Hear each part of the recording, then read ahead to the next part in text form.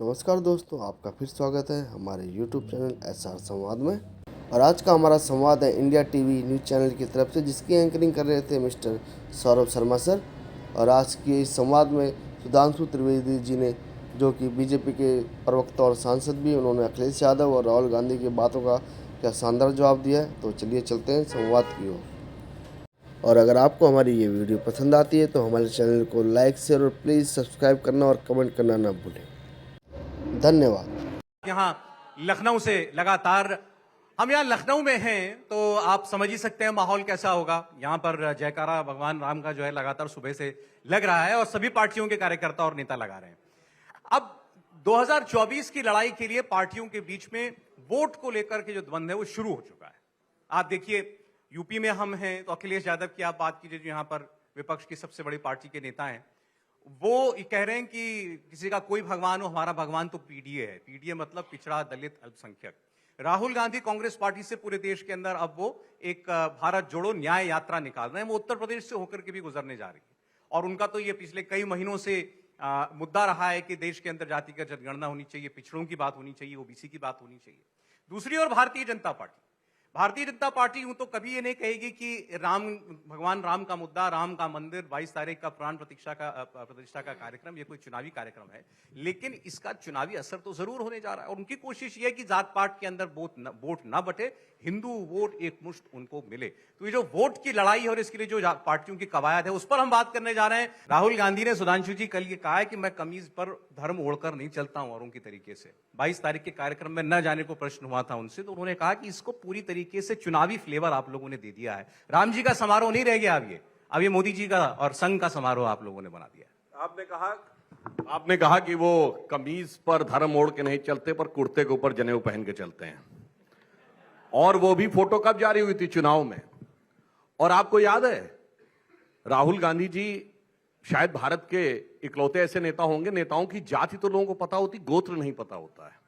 और गोत्र की प्रेस कॉन्फ्रेंस में घोषणा की जाए, ऐसा आपने नहीं देखा हुआ। कब था? 2018 राजस्थान का चुनाव। पुष्कर में दर्शन करने के बाद बाहर निकल के बताया गया कि दत्तात्रेय गोत्र के कौल ब्राह्मण हैं।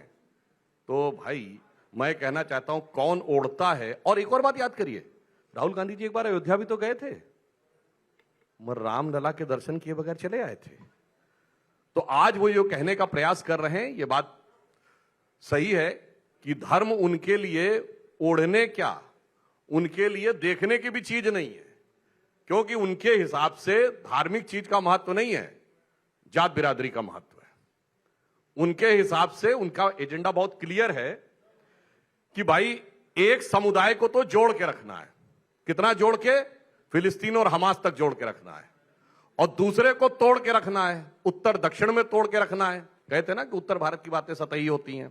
फिर हिंदी गैर हिंदी में तोड़ के रखना है, तमिल और हिंदी में तोड़ के रखना है, और अगड़े पिछड़े में तोड़ के रखना है। तो उनका एजेंडा साफ है, 20% अपना है, 80 में टुकड़े करना है। और आपको 80 जोड़ने के लिए अब राम जी का सहारा मिल गया फिर से। हम तो कहते हैं सबका साथ सबका विकास। अब मैं उदाहरण के लिए बताना चाहता हूं, बताइए हम किसका विरोध कर रहे हैं? एक फैक्चुअल और एक आइडियोलॉजिकल, दोनों उदाहरण देता हूं। फैक्ट यह है कि अल्पसंख्यक समुदाय के 70% लोग हैं जिन्हें प्रधानमंत्री के द्वारा चलाई गई गरीब विकास योजनाओं की किसी न किसी एक योजना का लाभ जरूर मिला हो। 70%। हमने कोई भेदभाव नहीं किया। और अगर आइडियोलॉजिकल की बात कहें तो आज अगर वो धर्म की बात कह रहे हैं, तो अब ये बताइए साहब, इकबाल अंसारी जो बाबरी मस्जिद के पैरों का पक्षकार थे अदालत में, एक तो उदारता देखिए कि राम जन्मभूमि ट्रस्ट ने उनको इनवाइट किया और इकबाल अंसारी ने स्वीकार कर लिया। और मैं एक और फैक्ट बताऊं जी, 22-23 दिसंबर 1949 की रात को जब श्री राम लला प्रकट हुए थे, तो सबसे पहले उसकी गवाही किसने दी है? मजिस्ट्रेट के सामने दिया गया बयान है यूपी पुलिस के एक सिपाही का, जिसका नाम था अब्दुल बरकत। उसने कहा, मुझे एक रोशनी दिखाई पड़ी, दिव्य रोशनी, और जब वो हटी तो वहां के ऊपर मूर्तियां रखी हुई थी। भाई 1949 में अब्दुल बरकत को रोशनी दिख गई, इकबाल अंसारी यहां आने को तैयार हो गया, मगर क्या बताएं, एक कहावत होती है ना, मुद्दई सुस्त गवाह चुस्त। यहां तो मुद्दई तो आ गया राम मंदिर के शिलान्यास के समय, और जो गवाह भी नहीं है वो कह रहा हम धर्म को ओढ़ के नहीं चलते, और वो हवा में लट्ठ भांजने में लगे हुए हैं। ठीक।